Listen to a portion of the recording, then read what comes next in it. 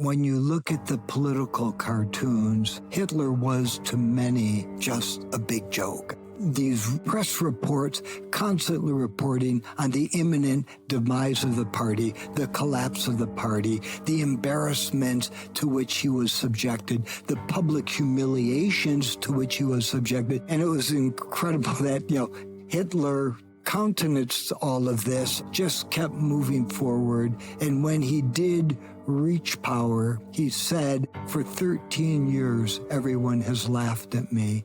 He said, no one's laughing now.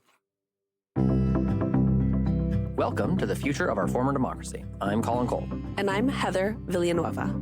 Heather, we recently read an article that I found pretty chilling. It was an article by Timothy Rybeck for The Atlantic, whose voice you just heard, and it was called How Hitler Dismantled Democracy in 53 Days. Chilling is the right word for it. We'll link the article in the show notes. The article essentially outlines how Hitler transformed Germany's Weimar Republic democracy into a dictatorship using the very mechanisms of its democratic constitution. Tim is very much looking at the how of it all. And it's important we spend some time on the how of it all because, as we know, democracies are fragile and bad actors will push on the levers of government to see what they can get away with. From using bad faith arguments to gaslight citizens, from scapegoating specific groups, usually people of color, to creating fake national emergencies to justify means to seize power, to trying to convince wealthy oligarchs it's in their best interest to support anti-democratic dictatorship. This article never makes any explicit links between Nazi Germany and what's happening today in the United States, and yet it's impossible to not just see these comparisons jump off the page. The conversation with Tim is just so relevant as we think about electoral systems and their gameability.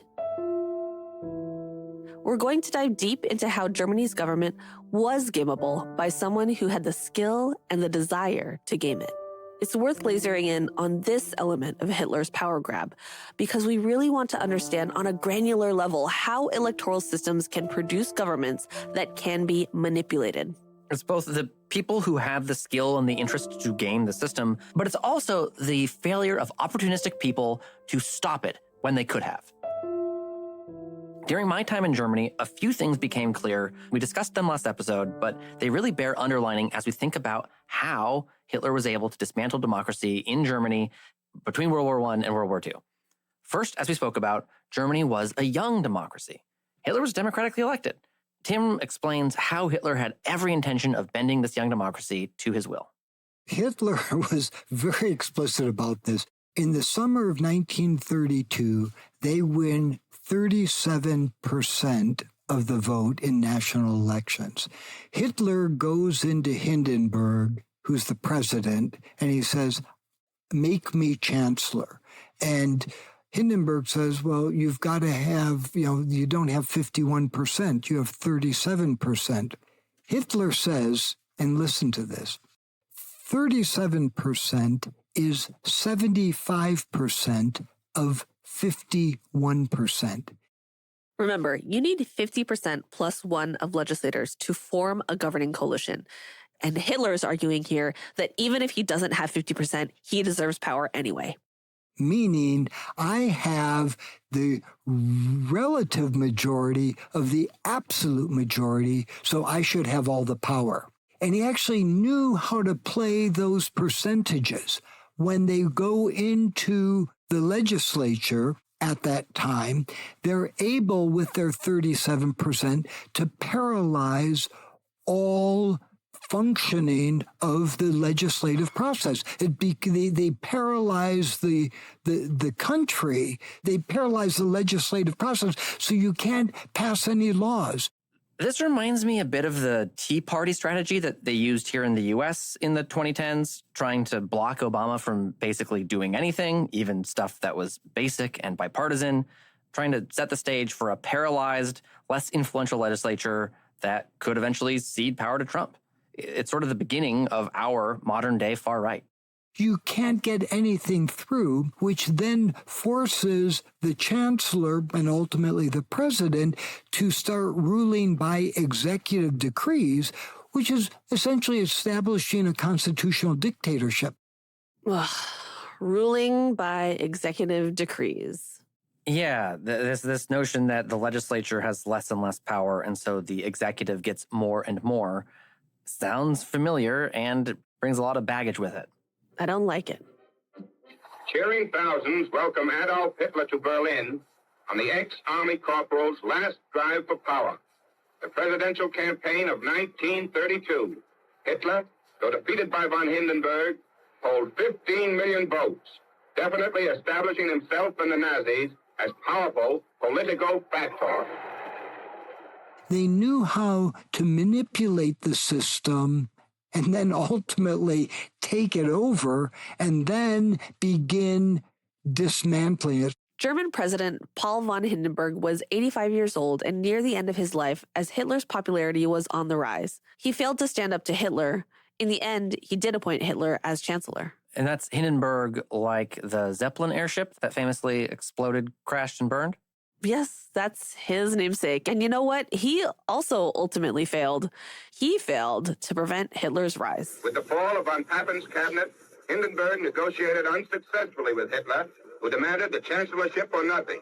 The Nazi chief was drawing nearer and nearer to his goal. Article 53 of the Constitution gave the president the power to appoint or dismiss any chancellor at will. Hindenburg had dismissed 3 chancellors in the previous 8 months.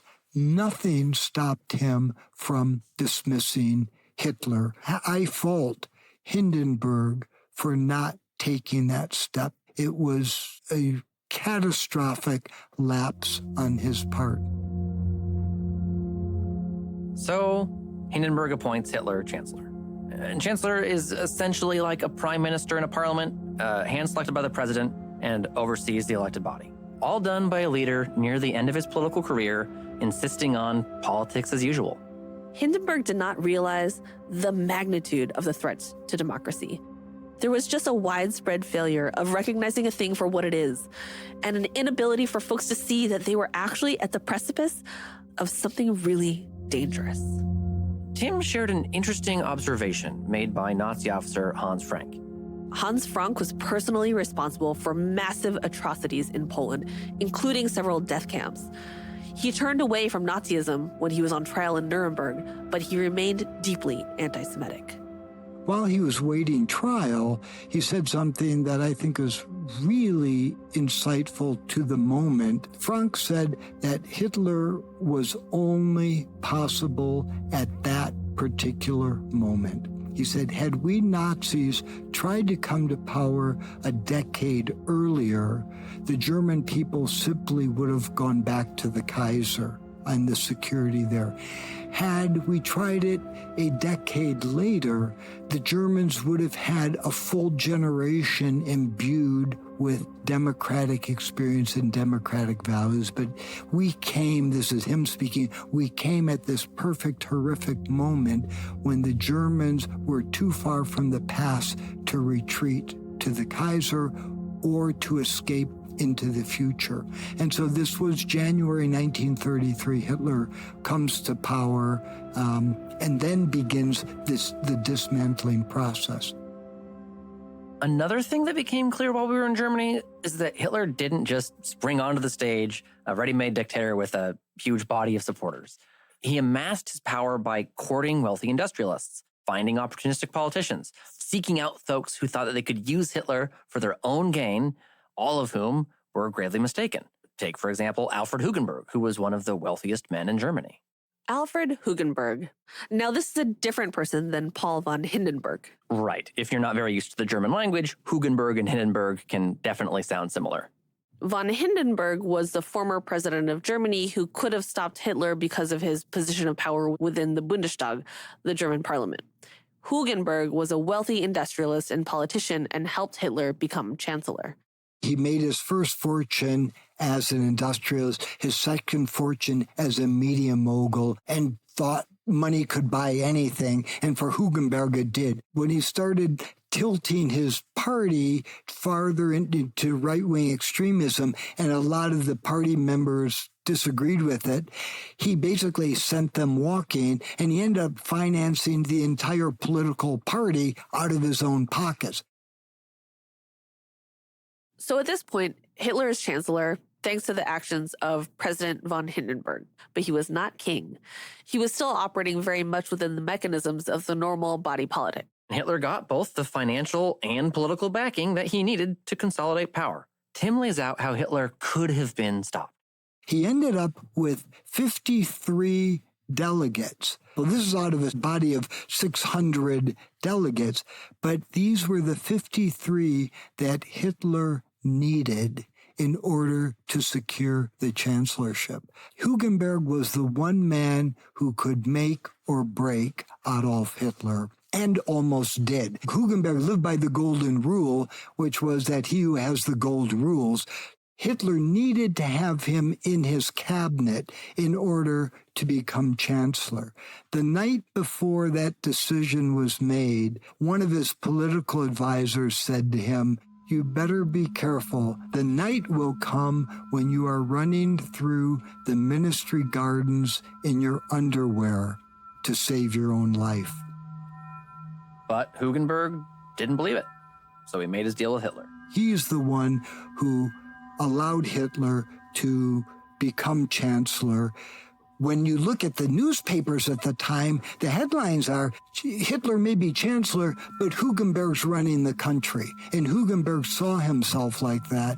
But once again, Hitler, using the levers that he had as chancellor, very quickly, actually by June, he forced Hugenberg out of his cabinet, ended up taking over his media empire and dismantling a lot of his other business interests, so that by the end, Hugenberg did not end up in a concentration camp like a number of industrialists and businessmen did, but Hugenberg ended up completely isolated, divested of a lot of his business interests.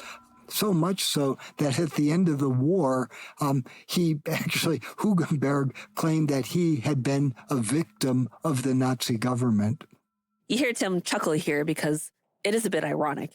You know, these greedy, ambitious people had hitched their wagon to Hitler, and then the wheels fell off, and they lost control of the narrative and their power. And in many cases, they lost their wealth. Here's Elon Musk. My companies are suffering because I'm in the government. I mean, you had Tim Walz, who's a huge jerk, running around on stage with the Tesla stock price, where the stock price had gone in half. And he was overjoyed. What an evil thing to do. What a creep. What a jerk. Like, who derives joy from that? In Germany, it wasn't just their wealth that people lost. In some cases, they lost their lives.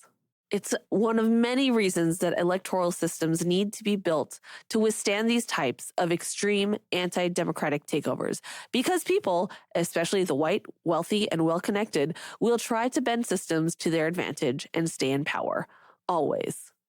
And some of those efforts to stay in power in Germany meant that you had centrist, center-right political leaders that threw their lot in with Hitler, even though that they would say, oh, the stuff he's saying is really extreme, that they could support him anyway because they didn't think he would actually do any of the wild, extreme stuff he said he would do. It was just campaign rhetoric. The operative phrase at that time was, soup is always cooked hotter than it's eaten, so that, his rhetoric, once he was in office and faced political realities, the politicking that's necessary in government, that a lot of this rhetoric would cool. When people tell you who they are, believe them. There was a young generation of lawyers who had been the first generation educated in the Weimar Constitution and democracy, and they became actually Hitler's closest advisors on how to dismantle the system only because they understood it so well. It shocks me that people are surprised at what's happening right now in the U.S. because there is a whole book, there's a whole manual. Project 2025 is a blueprint that was published about how to use the mechanisms of government and democracy to dismantle democracy in the United States. And not to be too on the nose about it, but the same was true of Hitler's rise to power. It wasn't a secret what he planned to do if he could capture political power. He wrote about it in Mein Kampf, and with the support of a bunch of politically savvy people, he had a blueprint for exactly how he would use German democracy to do the things that he said he wanted to do. Article 1 of the Weimar Constitution said that the government is an expression of the will of the people. Hitler appears in court before the Constitutional Court, the equivalent of the Supreme Court, as a witness in a trial. He quotes from Article 1 from the Constitution, and he said, "When I come into power, I will give shape to the government as I wish." It's basically saying, once I'm in power, I will become a dictator, which is an amazingly brazen thing to say in court before a judge. The judge's response was even more astonishing, which was, so only by constitutional means. Hitler answers, jawohl, yes.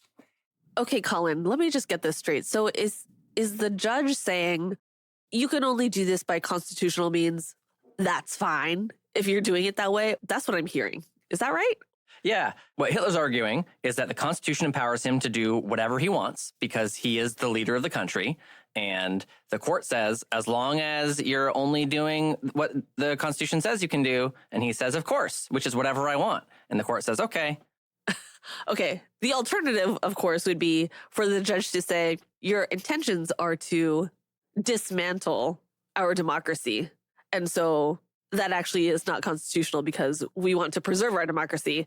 And that's not what we saw. That's right.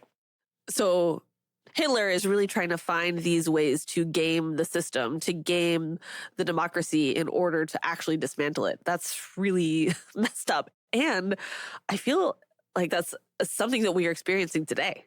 And when you have the intended guardrails of the federal court system that are supposed to act as a check against executive power that just stand down and say the executive can actually do whatever they want, we don't have the power to check them. There's not really anywhere to go from there. That makes me really uncomfortable right now, given all the things that have been happening with the U.S. Supreme Court, with all of the executive orders that Trump has signed that are challenging our democratic institutions. And they're just like, sure, that's fine. It just feels like they're like, sure, that's fine. Let's fucking do it. We see time and time again that strongmen leaders will push things as far as they can go to dismantle democracy and permanently enshrine their own power. This guy, he says, you're not going to be a dictator, are you? I said, no, other than day one. What makes Hitler unique, what makes the National Socialists unique, was that they destroyed democracy through democratic means, using the democratic system to destroy the democratic system. And this masterful understanding and weaponizing of government to bring down government really is what makes Hitler unique amongst his contemporary fascists. Think about Franco in Spain or Mussolini in Italy. They understood democratic structures and democratic processes so well that they were able to target them and go after it. They knew that if you could have a large enough percentage in the legislative process, in the Reichstag, you could paralyze the legislative process. And in a country, a government can't function without laws. Forces the democratically elected government to basically run by executive decrees, which it makes it essentially a dictatorship.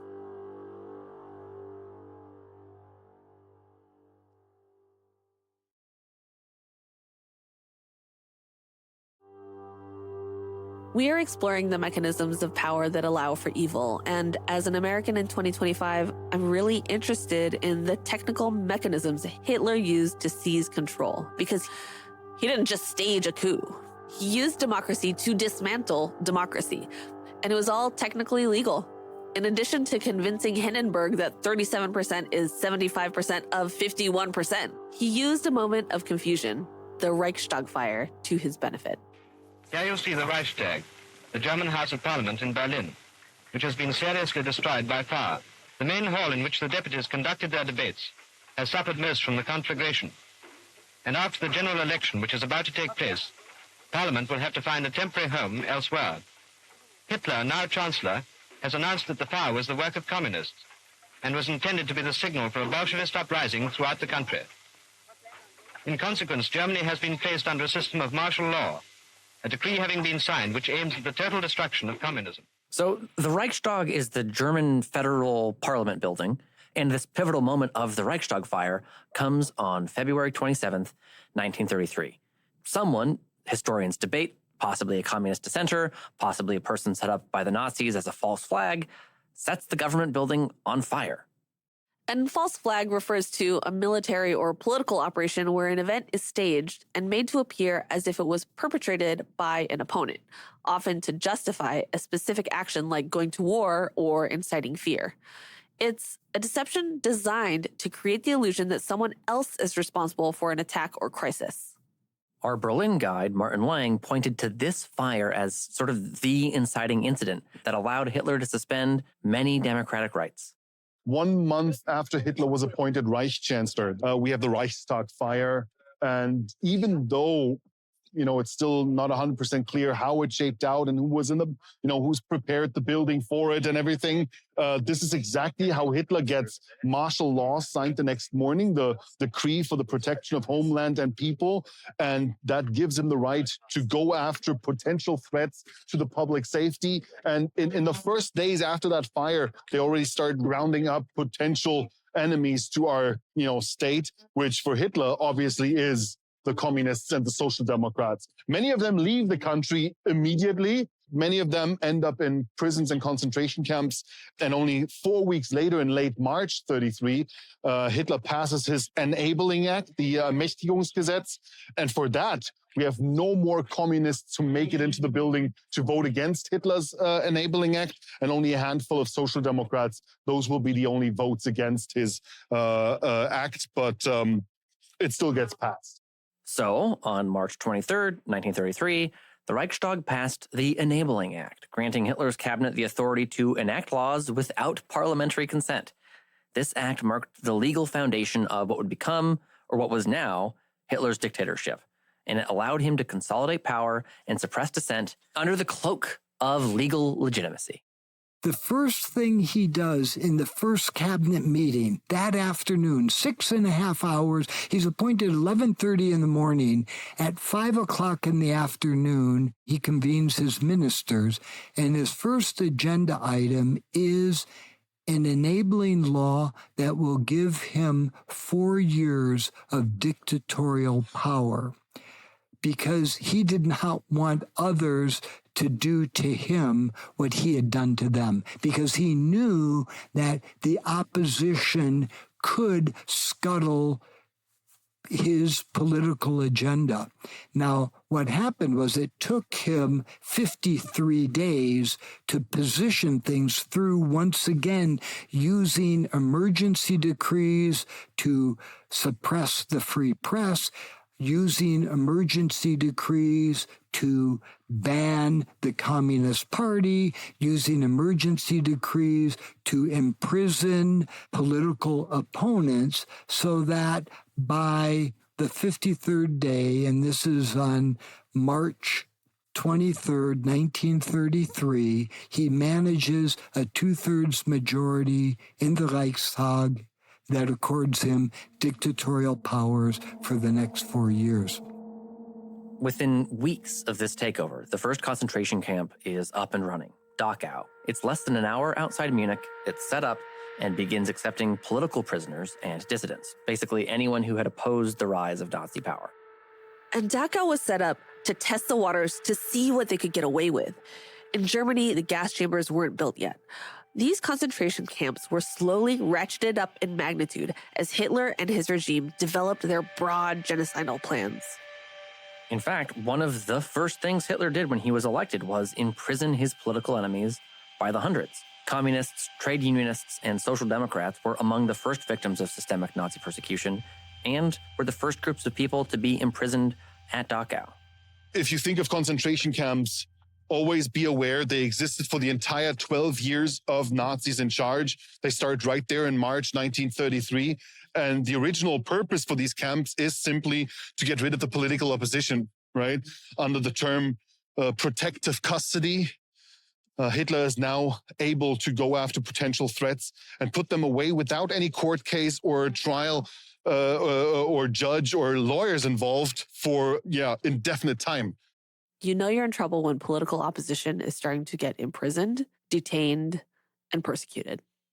When you read the transcripts of the debates about whether or not this 600-member body, half of there was actually reduced because a lot of the delegates were in prison, but even a lot of the centrist parties, when Hitler gave his argument for his enabling act, 4 years of dictatorial power, you have people from centrist parties standing up saying, you know, what you propose here makes us very concerned about rule of law, due process, separation of powers, individual civil liberties. But with all these concerns, we're still going to give you our vote.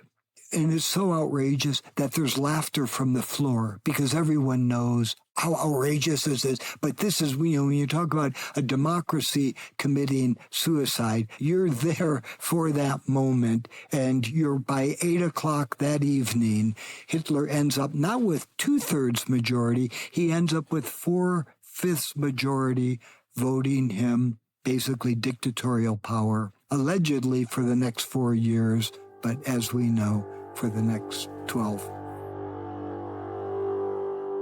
So Hitler has risen to power and things go from bad to worse over the next 12 years, culminating in the genocide of over 6 million Jewish people, gay men, trans folks, Roma and Sinti, and other targets of the Nazis.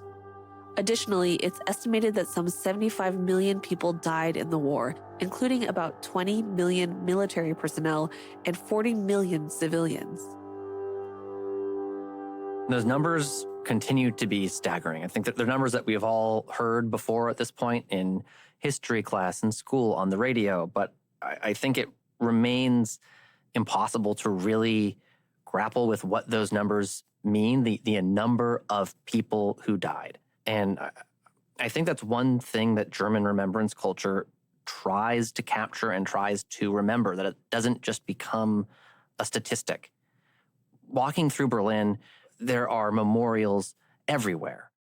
One of the things Germany is known for internationally, and I don't know if you stumbled upon that long German compound with no spaces between words, it's Vergangenheitsbewältigung, dealing with the past. But this is our memorial from 2008 for exactly those queer victims of National Socialism. Was put right here in the park to give people a chance to look for it and find it, but not be in everybody's face, right? In contrast to that, on the other side of the street, we can already spot the memorial to the murdered Jews of Europe that is right there in everybody's face. So people stumble upon it, whether they're looking for it or not. And specifically, I remember walking through the memorial to the murdered Jews of Europe. And that was sort of the architect's conception of that memorial, that they wanted the scale of it to feel overwhelming, to feel like you could just get lost in it, that it was impossible to actually see the true scale from outside, that you had to go in there to get how big it was and how expansive it was and just how much there was. And when you're in there, you're surrounded by this geometry that doesn't really make sense. It's kind of sloped in a weird way. There's corridors, but also all of these giant concrete blocks you're surrounded by aren't consistent, and it doesn't meet, architecture standards of what you would expect the layout to be. It's kind of just confusing and disorienting to be in there. You're just overwhelmed by it.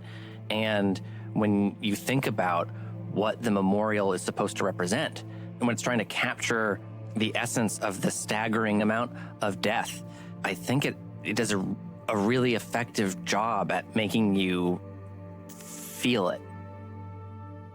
Without all the photos and historic documentation, you would never know that a massive war and massive genocide took place in the exact spot that you're standing.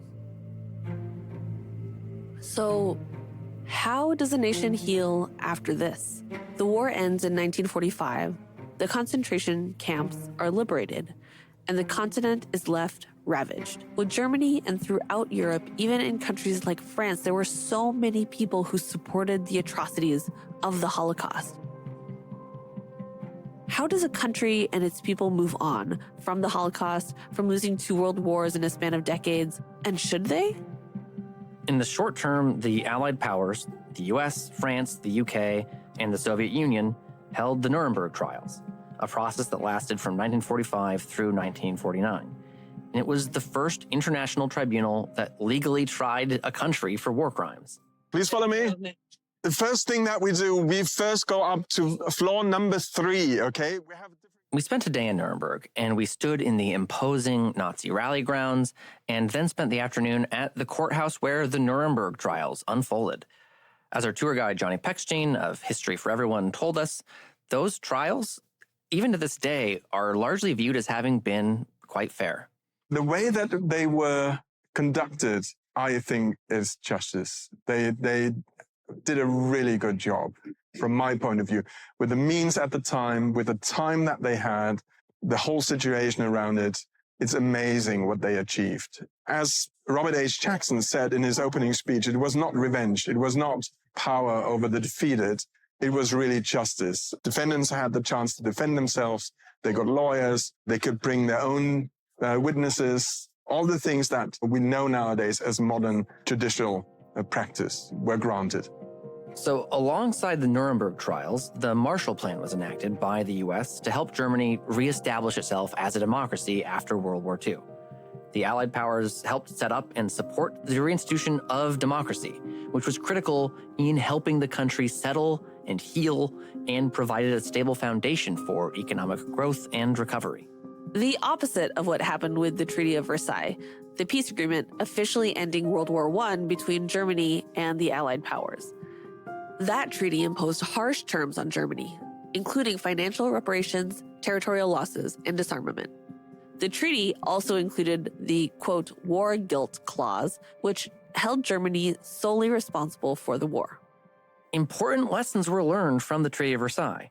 The US enacted the Marshall Plan to help rebuild Western Europe, but this time it wasn't limited to its allies. It was also trying to rebuild Germany. And that is the stark contrast to the Treaty of Versailles, where the winners got to rebuild and the losers kind of got screwed. The Marshall Plan was really successful in helping West Germany rebuild and restart its economy. But all of this wasn't just pure altruism. It was also the US's opening gambit fighting the Cold War. Right, so the recovery of Germany was important for the state of the world for a lot of these reasons and motivations. Yes, and it was an important way to fight back against the USSR. And the Soviet Union was really invested in making sure that East Germany would be successful because that was how they were going to prove that communism was the way. Allied forces were really only able to help West Germany because East Germany was under control of the USSR.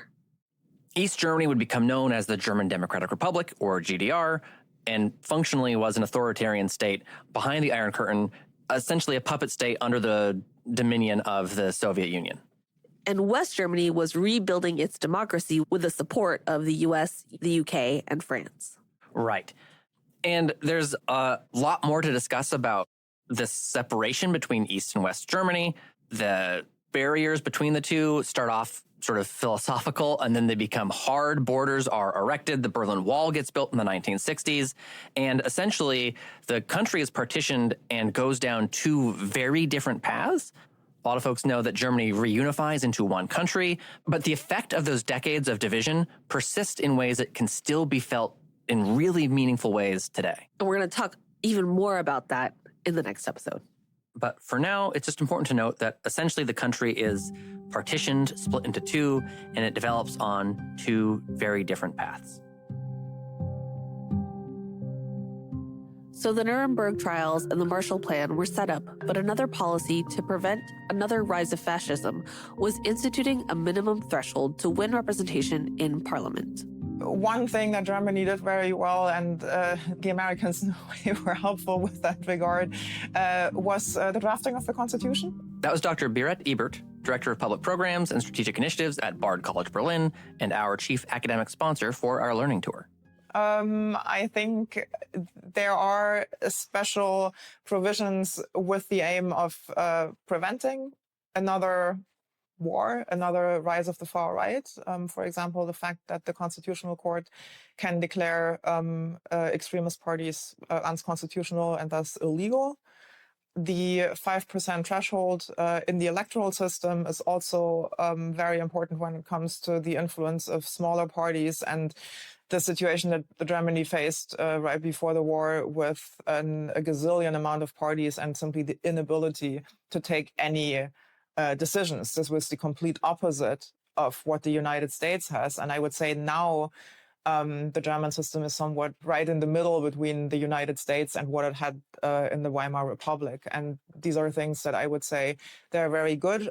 We have a so-called 5% threshold. So a party needs to have at least 5% in order to win representation in parliament.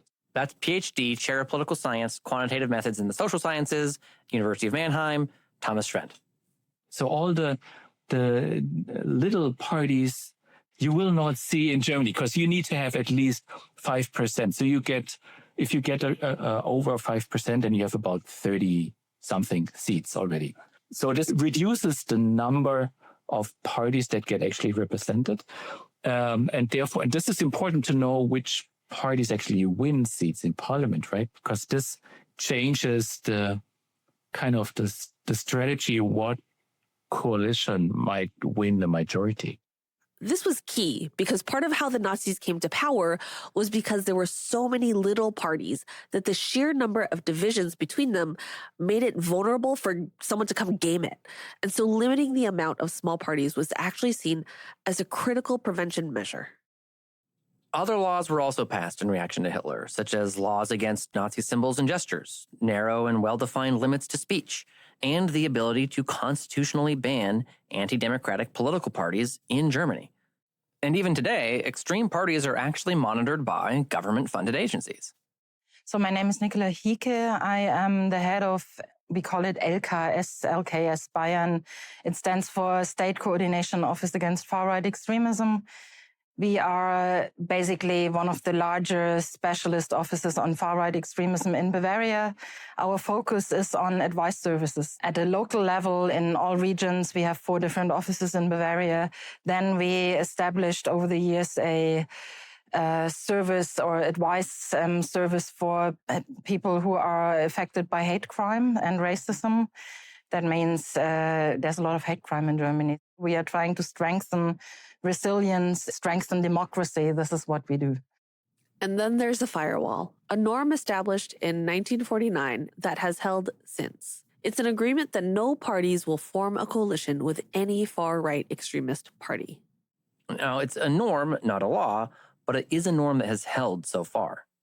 So Germany's democracy is a little different from other European democracies, and that's because they specifically wanted to include mechanisms in their democracy to show their commitment that they would never do this again.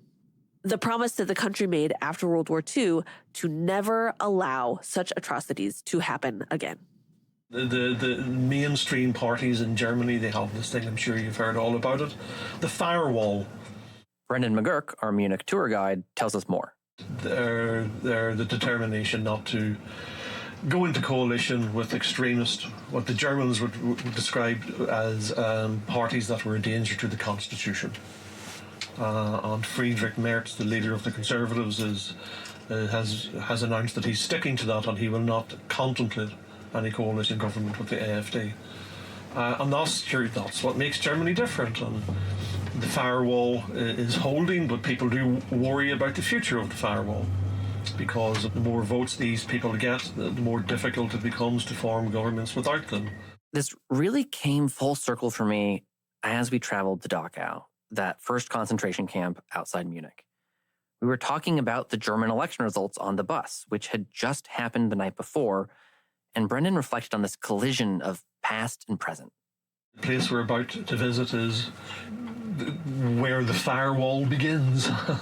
I mean, it's the reason for the firewall. The self-understanding of post-war Germany as a liberal democracy is born in coming to terms with what happened in places like Dachau and beyond. So it's a very, very relevant history. With the help of the US, UK, and France, Germany rebuilt its democracy and intentionally added these institutional guardrails to make it more challenging for extremist parties to rise up. This, combined with their culture of remembrance, has helped ensure an engaged civil society and a citizenry that remains close to the trauma of Nazi-occupied Germany. All these measures to prevent another slip into far-right extremism sound really reasonable. But we are seeing an extremist party gain more ground and popularity in Germany. So the infrastructure to prevent fascism is only taking them so far. And the established parties that gave stability after the war, those that resisted the far right, are actually losing support overall. One other thing I would say, when you look at the history of post-war German democracy, I mean, the four traditional parties of post-war Germany, what increasingly people today I find are referring to as old Germany. The Social Democrats, the Conservatives, the Liberals and the Greens, they're all declining, all of them. And collectively, those four parties, the four pillars of post-war German democracy, I think yesterday they got something like around about 60% of the vote in total between them. They're the old parties of West Germany.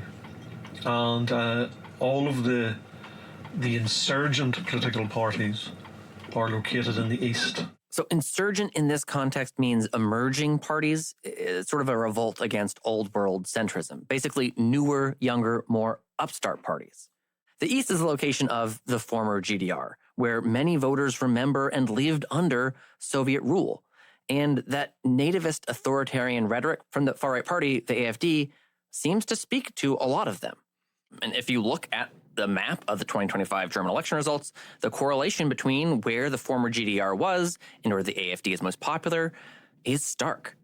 I asked Professor Dr. Magnus Breckton about what connections we could draw between the rise of the AfD and the borders of former East Germany.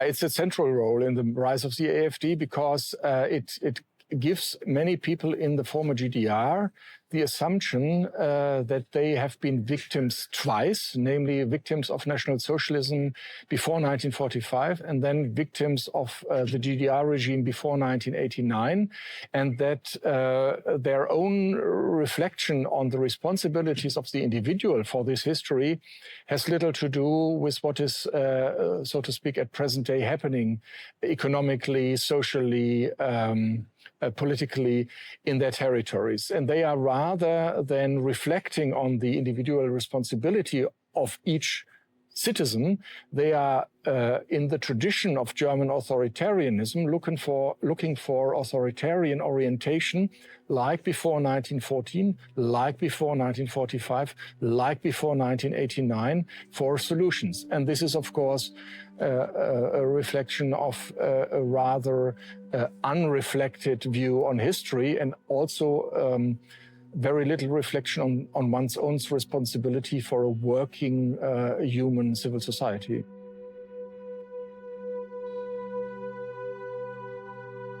We have two terms in Germany which have been discussed over the decades. The one is Vergangenheitsbewältigung and the other is Vergangenheitsaufarbeitung. And a Bewältigung means that you are struggling with the past, but at one point the struggle is over.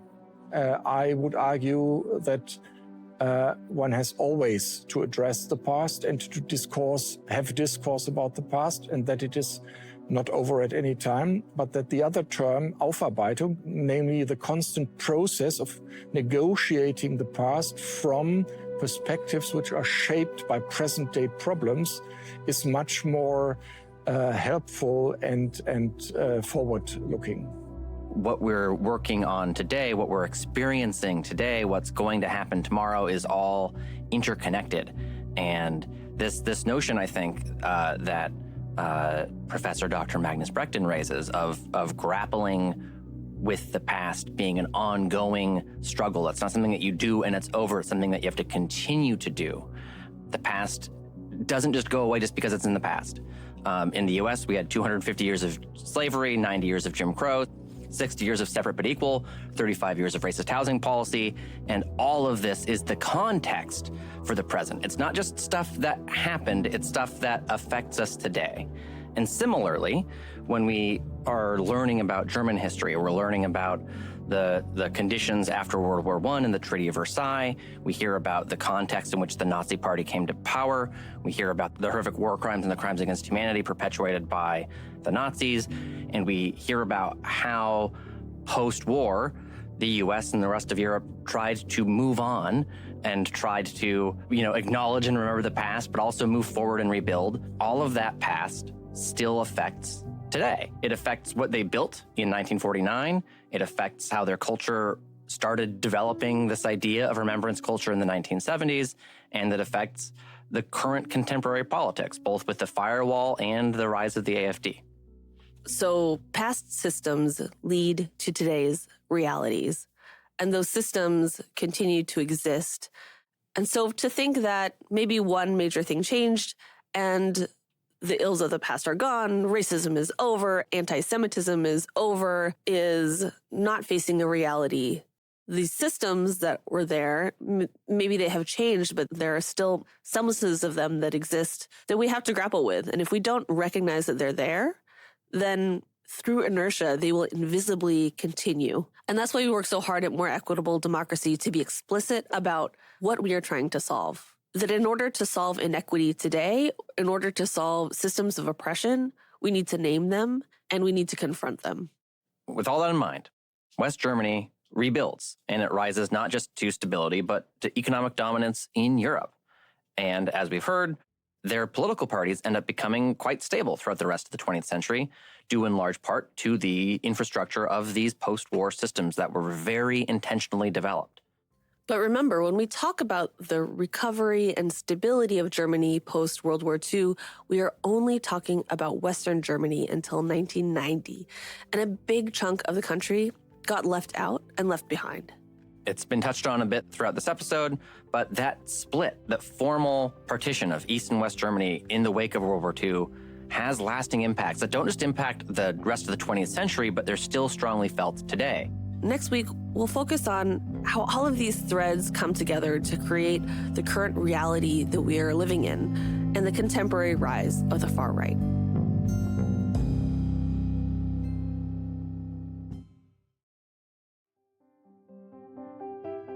The Future of Our Former Democracy is a production of More Equitable Democracy and Large Media. That's LARJ Media.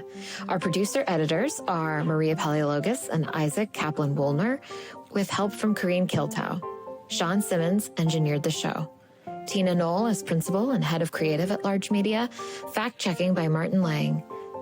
Special thanks to Faith Ambadi, George Chung, and Marty Reamer. If you like what you've heard today, please share this episode with someone you think needs to hear it. Personal recommendations are still the best way to get the word out. And of course, rate and review the show. It really does help. For links and more information on today's episode, check out the show notes at www.equitabledemocracy.org.